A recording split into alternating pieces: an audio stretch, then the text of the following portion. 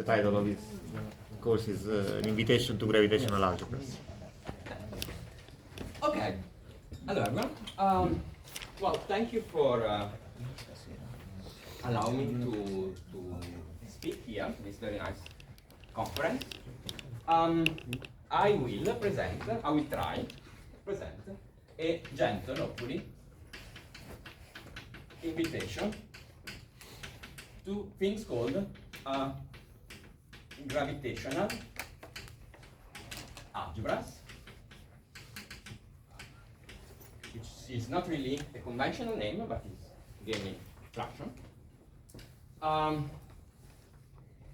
Please tell me if you don't read my handwriting or I write too small, which essentially regards a class of ideas that have emerged in the last couple of years concerning the properties of certain algebras of operators which arise in space-time with horizons, whether it's a black hole or a cosmological horizon. Okay, I will just mention a couple of things in generality, and then I will try to, well, start with some construction.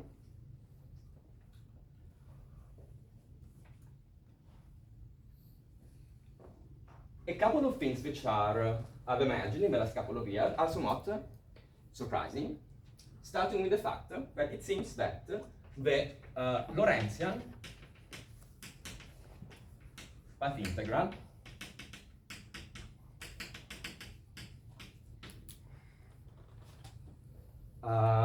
in the semi-classical limit, I will try to make things a bit more precise, in the limit where the Newton constant goes to 0, knows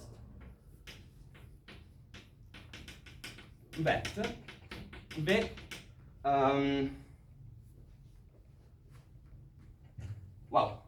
generalized entropy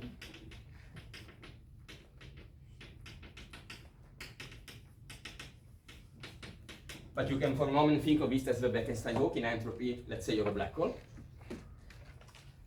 has a statistical origin.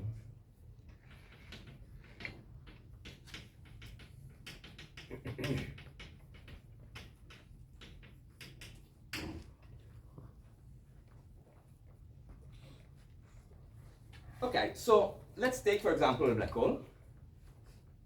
The way we know how to associate thermodynamical quantities to a black hole is, as was explained in the lecture by Stefan, what you do, you look at your space-time, then you do some analytical continuation to Euclidean signature, if that is allowed. Then you realize that your space-time has singularities which can be removed if some coordinate becomes periodic. And a periodic coordinate, in particular a periodic time coordinate, is the hallmark of thermal physics. Okay? Then, if this happens, you can identify quantities and you claim that they correspond to classical thermodynamics quantities such as the entropy, the temperature, and so on and so forth, the free energy, whatever. Okay? So this is done by analogy, essentially analogy with the quantum field theory where this procedure works. You know, thermal correlators correspond to periodic time. You know this works, and you say, well, this should work also if there is gravity. The problem with that, well, apart from being an analogy, is that the Euclidean path integral in gravity usually doesn't make sense because Hamiltonian is not bounded from below. And so the Euclidean path integral basically emerges as some sort of black box which gives you some result which makes sense. Okay, that is it's a construction which works by analogy with thermodynamics. Then you typically say, okay, if the black hole entropy is an entropy, then there should be a theory of quantum gravity which characterizes the microstates of this black hole, such that, taking the logarithm of the microstates, I get the classical thermodynamical entropy, like we do in ordinary statistical mechanics.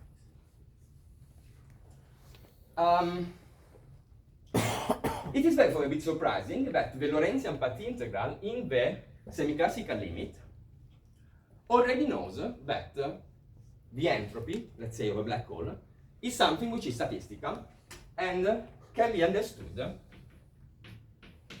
as the von Neumann entropy of some density matrix.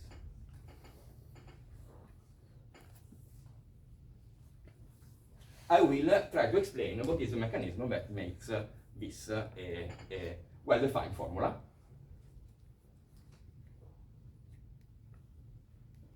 Since this happens, this raises a question, which I'm not going to address today, of how many information we can get out from the Euclidean path integral, despite the fact that it's not supposed to make sense, that actually are correct. The construction which I am going to, one construction I'm going to describe comes from a so-called ADS CFT correspondence.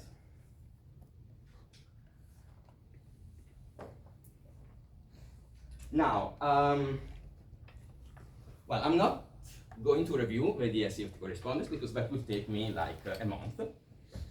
I will try to give some pointers when I use it.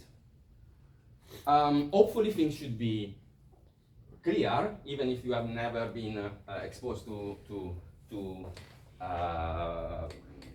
any holographic description of gravity, but well, I will try to give you the necessary details. A thing that has happened, and again was not really supposed to happen, is that this construction emerged first in terms of the ADS-CFT correspondence as a result of understanding better the dictionary, and has afterwards been applied to geometries of space-time where the correspondence does not hold. In particular, de Sitter or de Sitter or other space-time where we do not have any holographic dictionary. So again, that's a bit surprising. And again, this circles back to the idea that somehow the Euclidean path integral, which we typically use to generate ideas concerning entropy, knows more than it should. And in particular, well, I'm not going to, maybe I will mention something about that. There is a very important construction using the Euclidean path integral, which is called the no boundary proposal for the wave function of the universe, which might need to be taken more seriously than it usually is. It's not really taken seriously because it has wrong predictions. That is a good reason. But there might be some version of that which should be taken more seriously. Okay, so this is one motivation why these things should be interesting. Another motivation, which might be partial to certain class of people, is that we see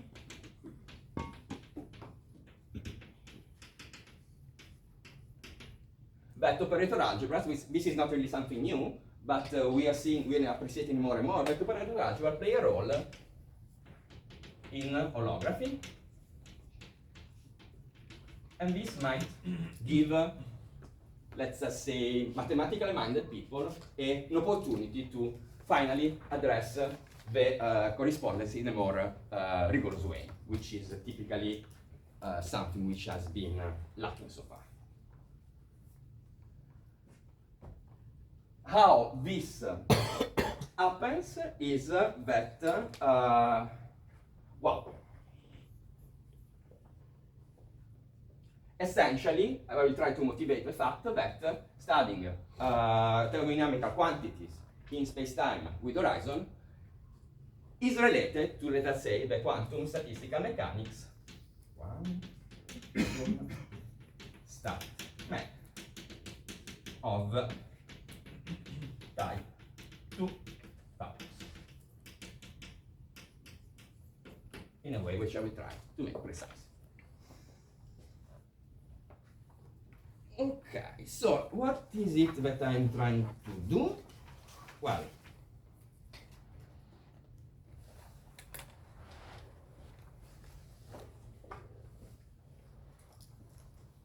I should eventually mention, maybe now, that I have some notes on this.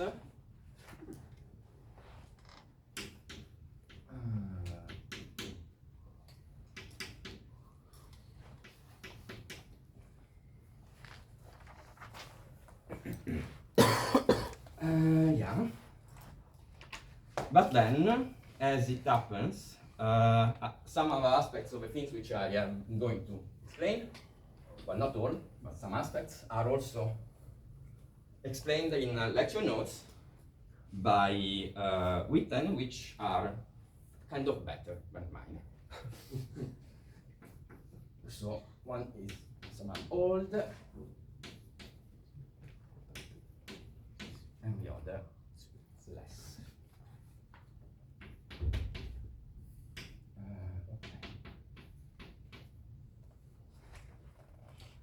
Okay. Plus recent papers. So basically, let's try to have a plot. I will try to review quickly the SCFT, very quickly, and in particular the construction. Let's try now. By Lethusser and Liu.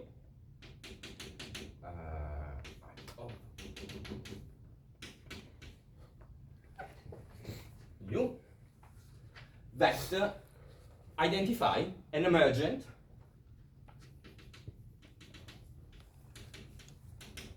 type 3 algebra in a particular limit of its correspondence by showing that a certain class of operators, which are called the single trace operator, obey, form an algebra which is of type 3-1. Then I will review some work by Witten, again, on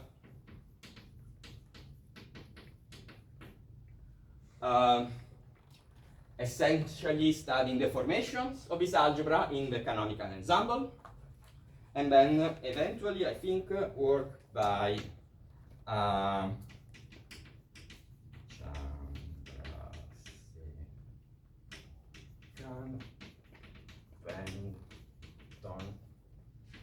Witten, the same construction in the micro canonical.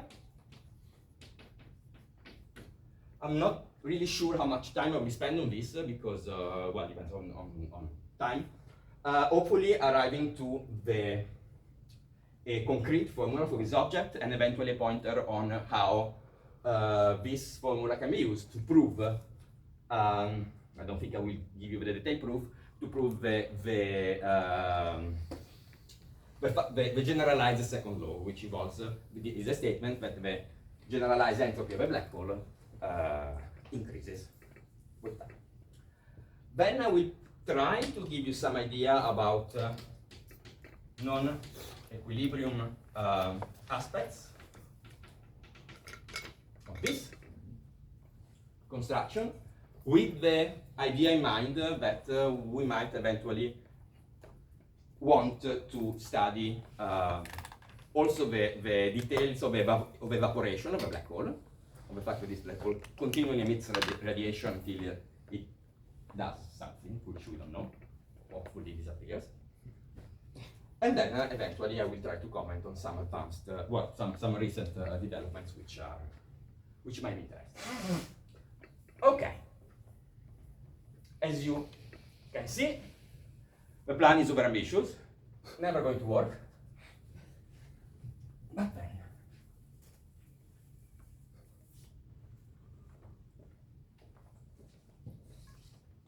But then, okay, now,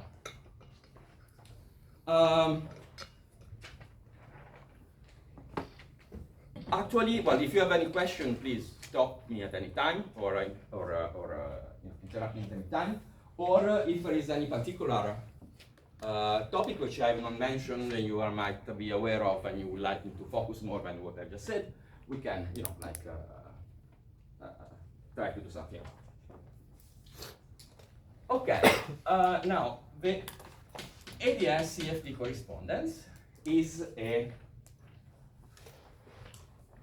very huge subject, which I'm not going to do any justice in this 10 minutes. Is a statement that any theory of gravity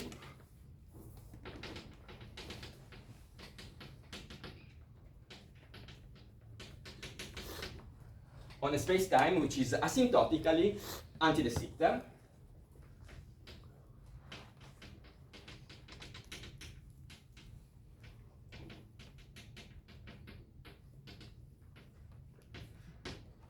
as an equivalent description in terms of a certain conformal field theory.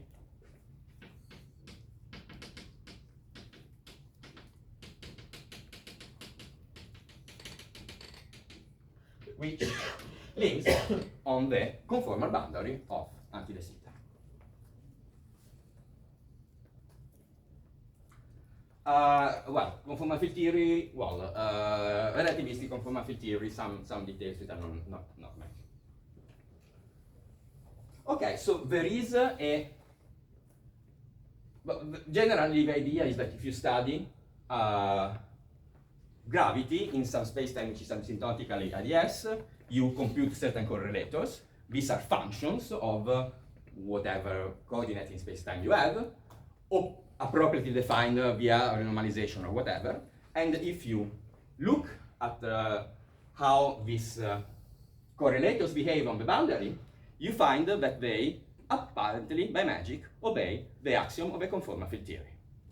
The correspondence is basically the statement, these are not just random functions which obey the properties of conformal field theory, but these are correlators of a conformal field theory. Let us see what do I need. Okay. So, the conformal field theory, I will try to condense the information which I need to explain this emergent algebra and how it is deformed. So the conformal field theory is a quantum field theory, and it has a rank which I will call n. The relation between the theory and the bulk, so I will call this usually boundary and this bulk.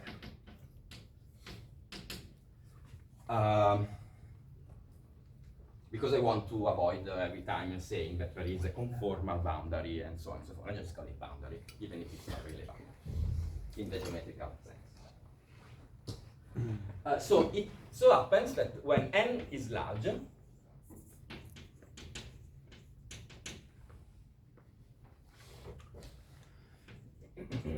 classical gravity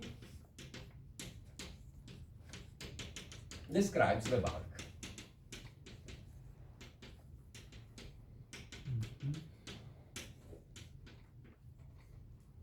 Physics, let us say.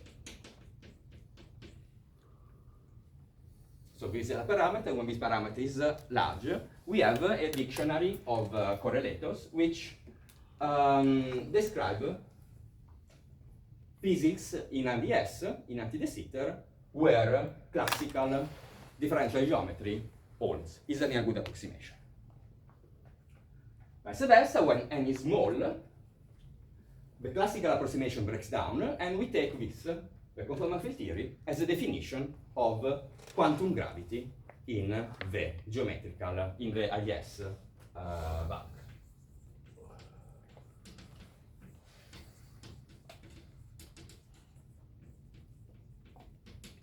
The rules of the game is that this setup is where this geometry is interesting for studying black holes, and what we would like to understand is how decreasing n, classical concepts like event horizon or so on and so forth, get modified by quantum correction, at least in this toy model example. Okay. I stress that there is no reason why all this should hold in space-time which are not asymptotically at yes, but surprising some of things actually hold. Okay, for us, there is a very important class of operators.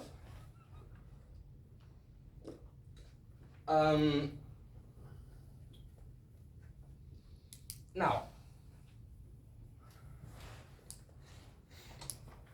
okay, there is a very important class of operators.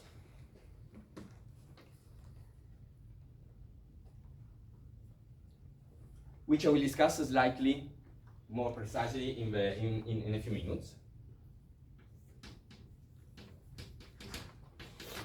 Which are called single trace.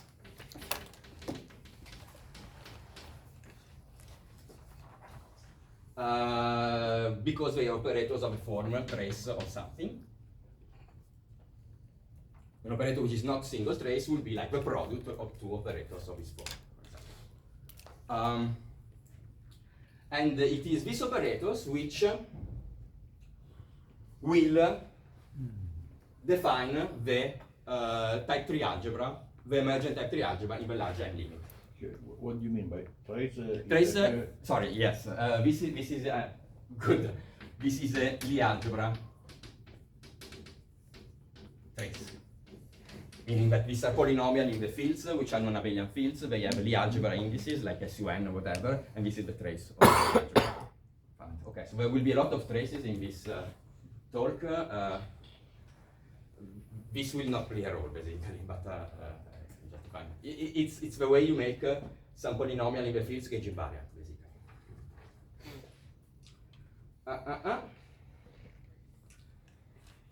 Now, these guys will form a sort of algebra, and if you don't care or get lost, in 10 minutes I will simply say there is a type 3 algebra and let us study some of its property, regardless of a particular origin that this algebra has. Okay, so what kind of geometry are we interested in? Now, I told you that we want to study geometries which are asymptotically ADS. And in particular, since I've made this introduction about the fact that we want horizon and something like that, I would like to put a black hole inside my ADS space.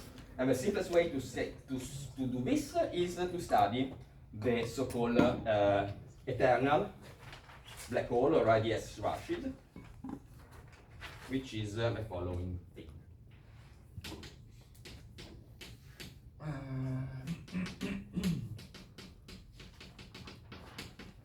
Which is the following thing.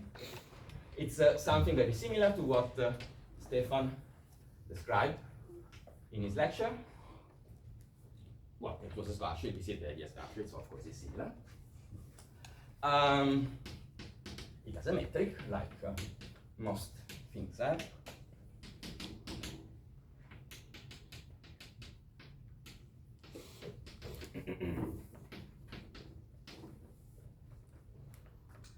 And with some function which vanish linearly at the black hole horizon. So this is the geometry. It consists of two singularities of a black hole and a white hole, which is the time reversed situation of a black hole. And it has two regions where things can propagate without falling inside the interior of a black hole. And two boundaries. Okay, just to make things slightly more precise, when I'm writing this, I'm assuming that I'm imposing some sort of reflecting boundary condition on the conformal boundary, so that Hawking radiation quanta will be reflected and come back, so that the black hole has to be intended in thermal equilibrium. For this reason, this guy is sometimes called the eternal black hole. Okay, so if you want to study, like quantum phenomenality of black hole, it's one of the simplest cases which you can start. Something which is naturally in thermal equilibrium. Okay. So it just happens that the states of the quantum fields inside in the bulk region is what Stefan called the alternate-Hawking state, and this corresponds to the boundary in something which is called the thermofield double state, which I'm going to explain in a second. So the boundary theory is two copies of a CFT. If you want to know the details, the CFT is SUN n equal 4 super Ian Mills, but the details are not relevant, which are entangled in the thermofield double state.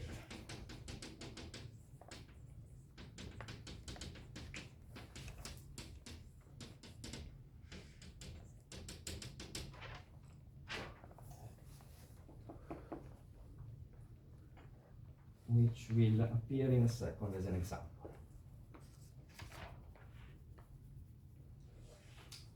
Okay, so as an example that I will do in 2 minutes, the thermofield double state you can think of as a particular case of a GNS construction.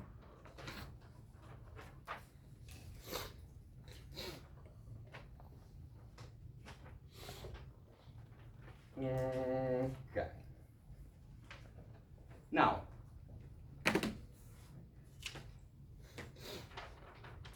so the black hole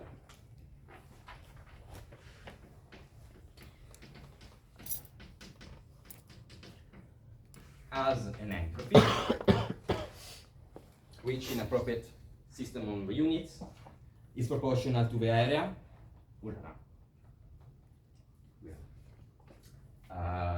Okay. To the area divided by 4G, and a generalized entropy, which is A over 4G plus the entropy of the radiation, of the Hawking radiation in the bulk. Or if you want, the entropy, the von Neumann entropy of the quantum fields outside the horizon.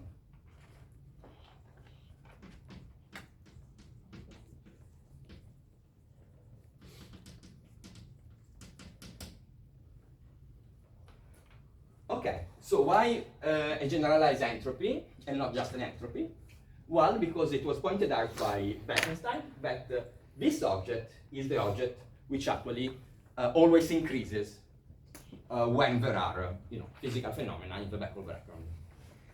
And that obeys a second law of thermodynamics called the generalized second law of thermodynamics, for no apparent reason that there is a gen.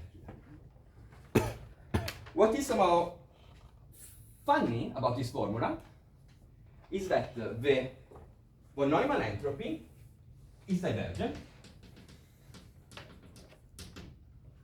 The von Neumann entropy of quantum fields has a universal divergence, which is essentially due to the fact that the quantum vacuum, quantum field theory, is infinitely entangled, that any region of space-time is entangled with another region, in particular if you compute, in particular, the trace of some possible density matrix is going to be divergent because these fields are not really well defined. But Newton constants also has divergence because it's a parameter, it's a complete constant, so it has one loop of normalization. And it was pointed out by someone, by Susskind and Ugru,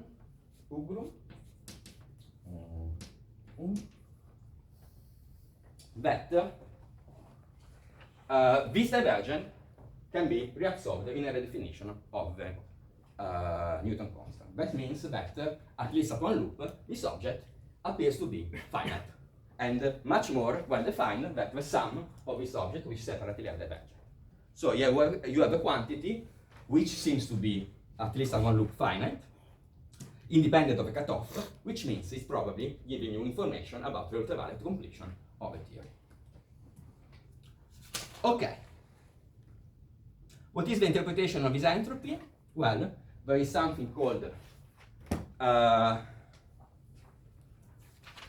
the central dogma by now, I guess, which says that this entropy is the dimension of a Hilbert space that an observer outside the black hole needs to describe the degrees of freedom which he has no more access to, the degrees of freedom which fell inside the black hole. Okay. Now, having said this, I will try now to argue that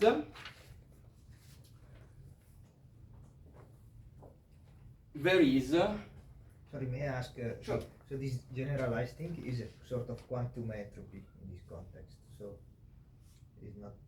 I mean, quantum in which quantum in the sense A over 4G is a classical object. see, this is a classical object, but at one loop we'll have a divergence here. So you are quantizing. Well, I'm doing semi-classical gravity, and okay, so I'm using the path integral to So make things. remember what Stefan said before. Which state are you using for instance? This quantization procedure, no? Stefan thought that is not obvious, it's ambiguous. Yeah. So there are. I mean, the statement here is that this quantity, the sum of these two quantities, is better defined with each quantity taken on their own singularly. But that's because you are in ADS. If you do things in flat space, I guess I think the argument by these two gentlemen it's a bit hand wavy, but it's supposed to hold. so these hold also in flat space for them, according to According to them also, yes. But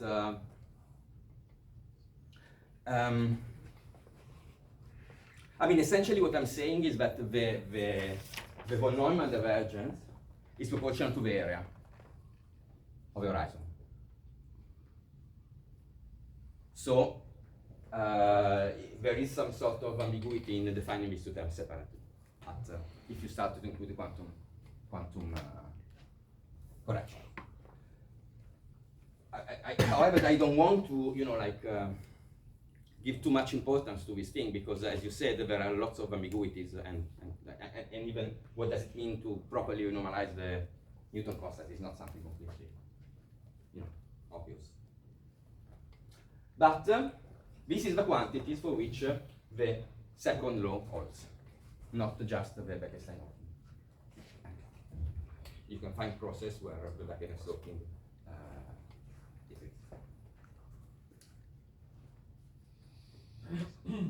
okay.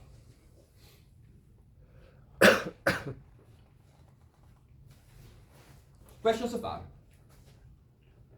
Significantly slower. Okay, what I will try to argue again, is that in the large n limit, when this parameter of a CFT, this rank of a CFT goes to infinity, and you can, to be concrete, think of a CFT as n equal to 1. Maximally supersymmetric, SUN, means where for some reason asking that the theory is the most symmetric theory possible implies that it has to be conformal invariant. This parameter now is simply the rank of the gauge group, so it is a four-dimensional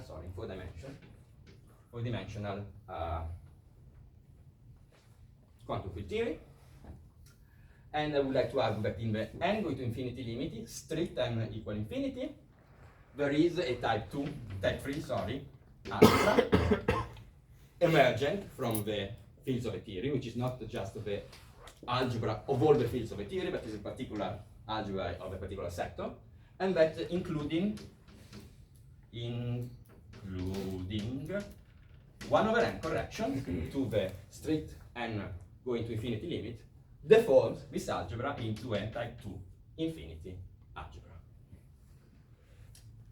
When this is done, and I have a type 2 infinity algebra, as you know, now I will have a trace, and I will be able to define density matrices, and I will be able to define von Neumann entropies of a density matrix. Okay.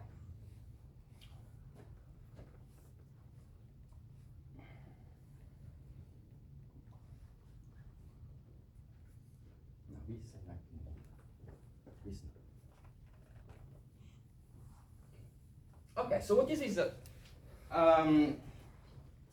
algebra. Now, this algebra is defined on the boundary, and we'll have a correspondence description inside the bulk. Now, in the boundary, this is the algebra of single trace operator, which I will call W for the moment, but then I will call W something else, which are, let's say, gauge invariant polynomials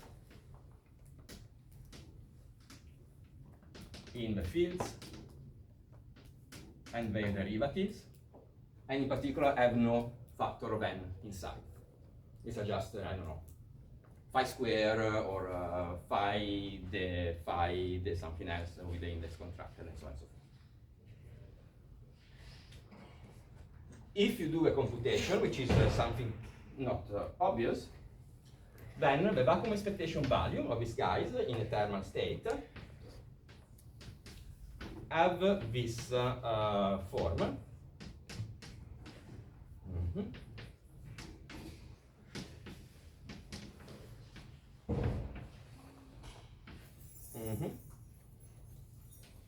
Okay, 2 minus k.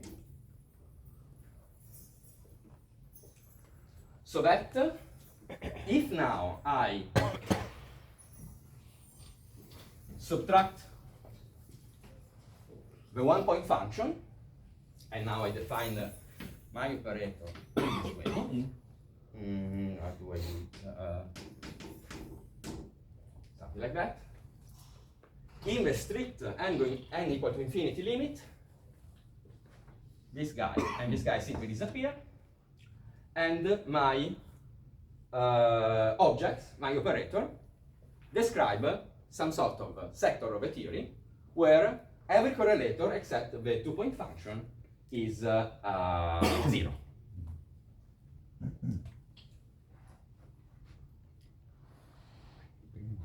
Okay, if this is true,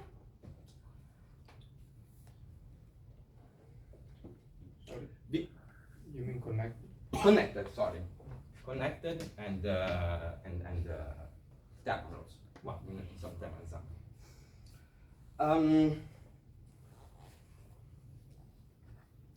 A thing, a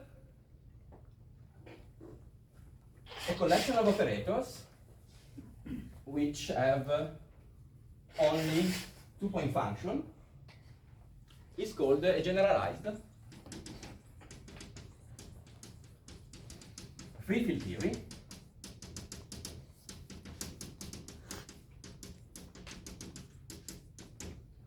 These are not elementary fields, they are composite operators, which I believe behave in some way.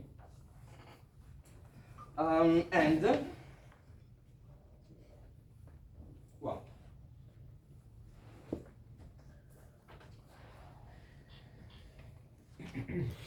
the algebra of these operators, which I defined on the boundary, because of a dictionary between bulk and boundary, describe a generalized free field theory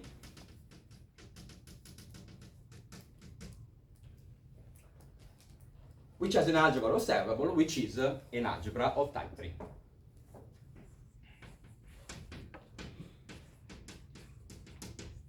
Now, because this is bounded, using the dictionary between the boundary and the bulk, this is is an algebra of bounded operators of a quantum field theory, of a free or generalized free quantum field theory. If you don't like the word generalized because it appears that everything in this talk is generalized, just consider this as a free theory, theory.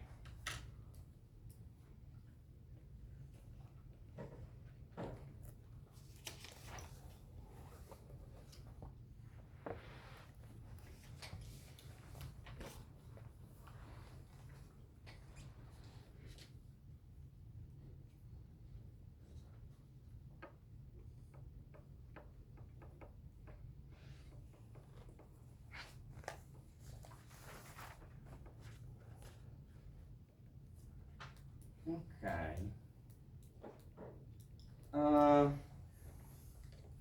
Let me try to give you some more details about this algebra, and then maybe I will try next time to see how 1 over n correction deform it into a type 2.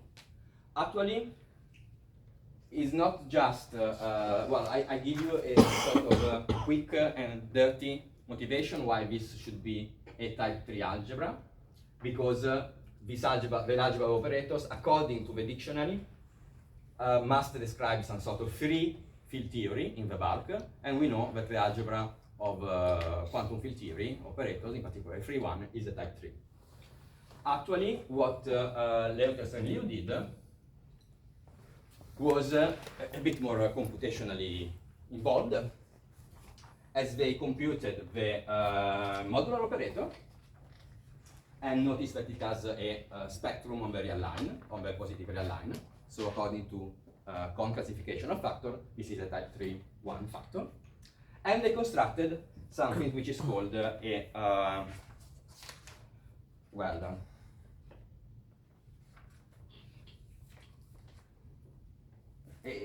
something which is called a modular inclusion, which is typical of type 3 factors. Well, so there is I don't want to end, but there is a more concrete or detailed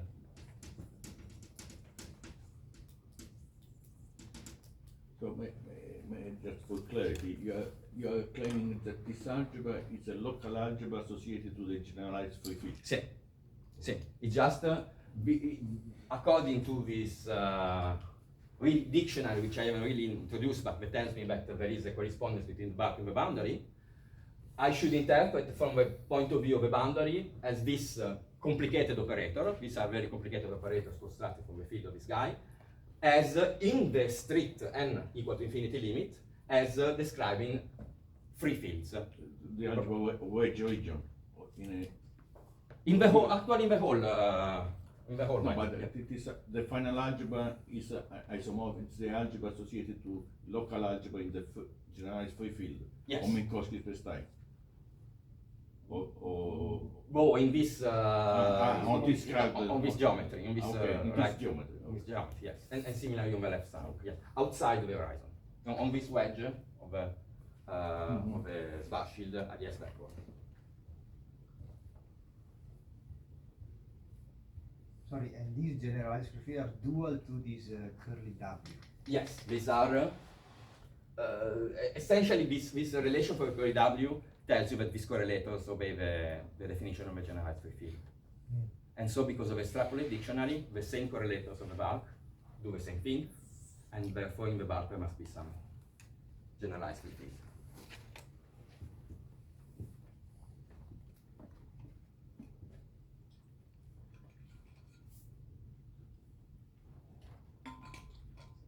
Okay. Now, should I stay for 5 minutes or should I go? Stay. Okay, let me give you a quick description of what the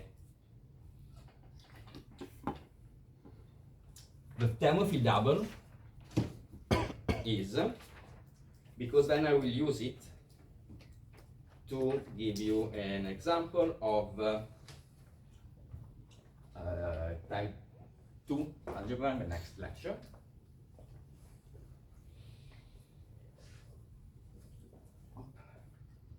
Okay, so remark if you want. Okay, so the thermofield double is a construction which enters in in quantum statistical mechanics that gives you a way to understand the infinite volume limit of a finite dimensional system. Now, in finite volume, everything is nice-ish. So you have some gate state eventually, a temperature, and a partition function. And what do? You do thermodynamics with these things, you do quantum thermodynamics, and then you take, once you compute your functions, your thermal functions, you take the infinite volume limit and you define thermodynamics and infinite volume. Suppose, however, that you would like to understand these objects, and in particular the Hilbert space of state, directly in the infinite volume.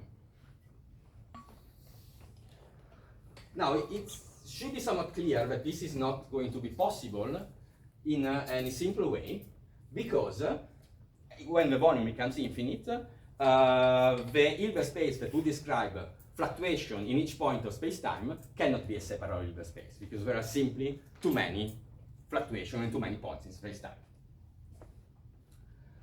In particular, the partition function is going to be divergent, and this guy is going to be, well, not well defined. The thermofield double construction is a way to avoid this problem and define an Hilbert space where you can act with quantities well defined in the large volume limit. And it goes like this: you define a, well, you've seen this already in Stefan's lecture. You define the product of two Hilbert space, which are a copy of the finite volume Hilbert space. So this is a finite volume, which in this case will be some Hilbert space on the left and on the right of the black hole. And you can think this guy in many ways. You can think this guy as like linear operators from one Hilbert space to the other, or you can think of these guys as particular, matrices with rows and columns in one Hilbert space. Typically, we think HL as complex conjugate of H, right? Now, in this situation, we define a state, still again in infinite dimension. We define a state, is double, which is, maybe with a square root, the sum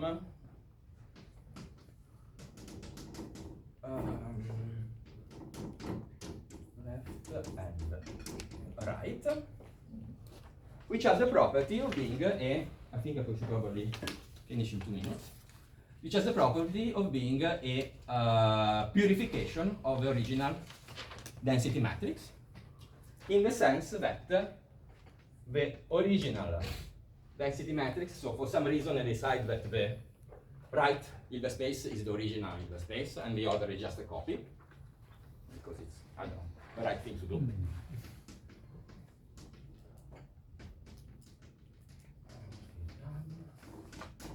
Okay, you can check that this is a simple computation with holds.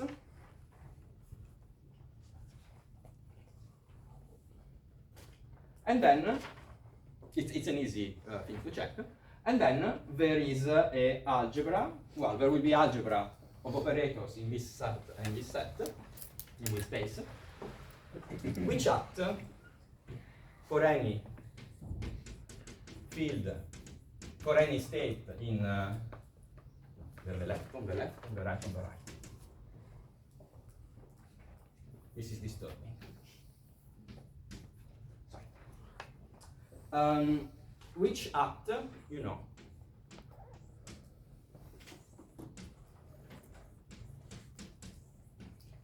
will act as multiplication on the left and on the right.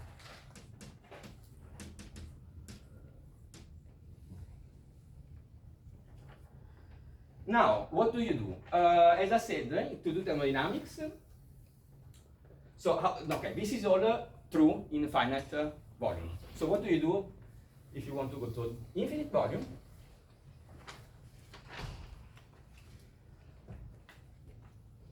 Well, you do essentially the GNS construction by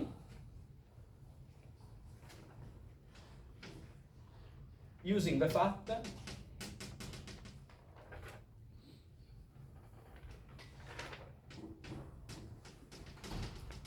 that the thermal correlators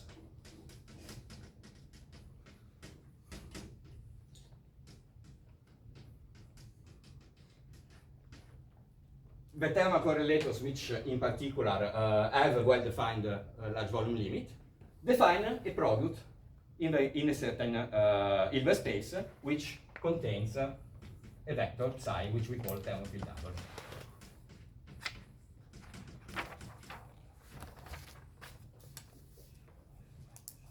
So,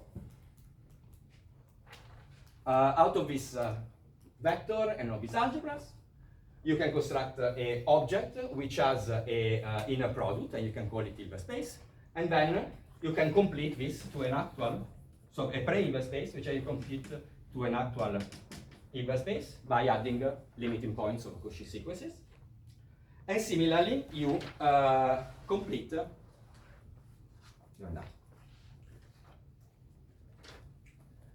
these algebras AR and A left to the weak close. It's called GNS construction. This is the GNS construction, yes. There's a particular case of a GNS construction which was shown. The essence that I will use in the next lecture is that the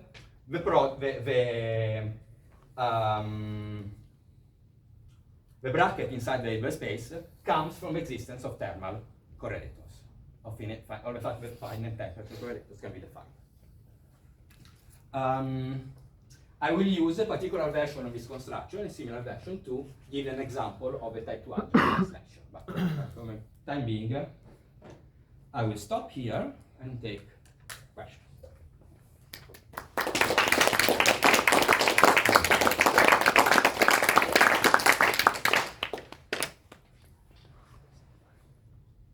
Earlier, Professor Hollands said that on the left copy of the universe in Schwarzschild spacetime, the degrees of freedom were not actually new degrees of freedom. But here it seems that we are taking two copies and also tracing over the left degrees of freedom. Is this some sort of double counting? Or no, this is I'm literally taking two copies of the same Hilbert space. Okay. And which double counts over degrees of freedom. Okay. And then I construct this object here, which is some sort of vector inside this Hilbert space, which does not have a factorized form. Mm-hmm. And it has the property that if I trace over the left the degrees of freedom, because I declare they are not interesting for me, Okay. they might be not physical or they might be not interesting, I just trace them over. If I do this, I find the density matrix I will start from. Mm-hmm. Okay. Ultimately, in the case I was considering of the type of a Schwarzschild ADS black hole, there will be two copies of the same theory, left and right, but they cannot interact with each other. So they are kept separate because there is a black hole in the middle. Okay. But they will be like here. What is this saying is that the left and the right copies are actually entangled between them. Okay, thank you. Why the GNS construction here as an interpretation of infinite volume limit? Or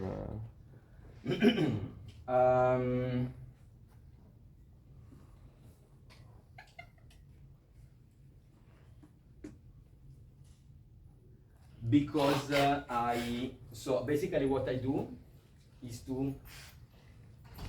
I want to define an infinite volume Hilbert space, so I pick a vector, which I just decide myself which kind of vector it is, which will be cyclic a separated vector, so I will be able to act on this vector generating the whole Hilbert space.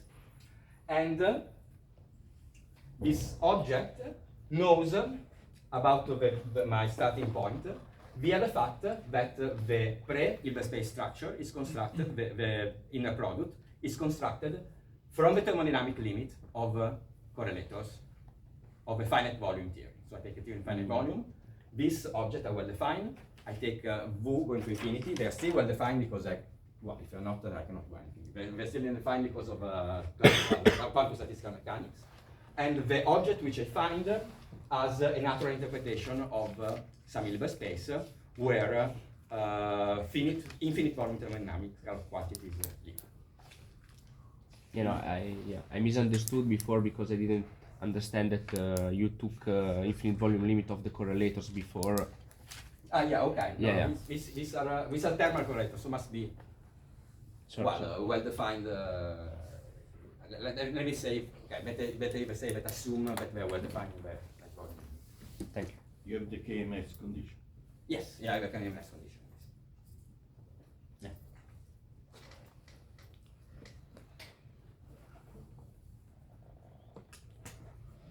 Maybe I have a question. What's the role of the fact that the field theory that you obtain is free field? Because so in quantum field theory, the algebras of regions are type 3-1 much more generally than for the free field. So has it a particular meaning in this construction, the fact that we get a generalized free field?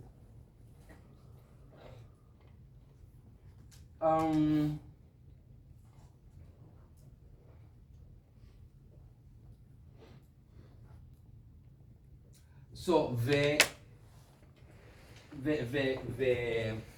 what is going on? No, it's this. What is going on here is that in the n going to infinity limit, this is the limit where the inside of the ADS space can be described by Einstein gravity coupled to something. Okay, so as n departs from going n to infinity, this approximation breaks down, and some putative theory of quantum gravity eventually comes in. We don't know, we don't understand, but something like that should happen. So it is interesting one. So what the motivation of Lettuce and Liu was that we can, well, they found that this algebra appears, and then they said, well, we can try to use the modular theory of this algebra to try to understand what's happening in the internal geometry, hopefully using also the modular operator to try to go inside the horizon of a black hole. Well, they have some idea that one could possibly use this modular operator to penetrate the horizon and try to understand what's inside. In this case, you know,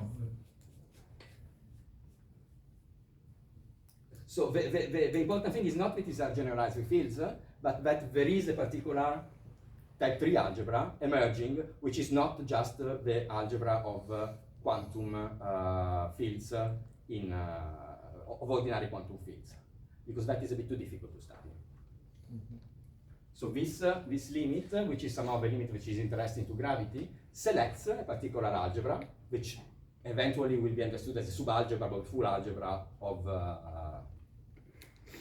quantum fields somehow. I don't know, because this n going to infinity limit can be a bit tricky. But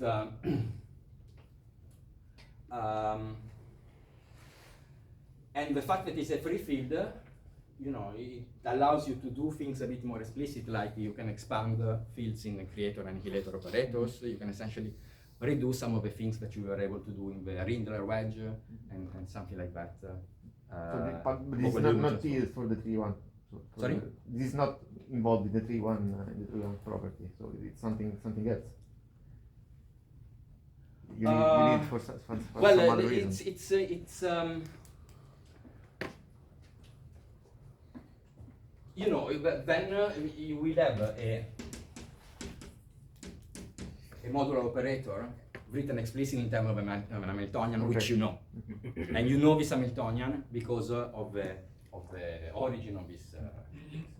But you know, some properties of modular operator are universal, and it doesn't care about the fact. But some other depends on you writing having an explicit expression for H, essentially.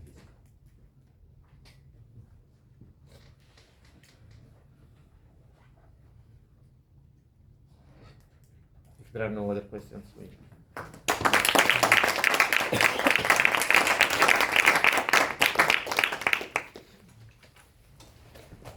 and we resume tomorrow morning. At 10 still? At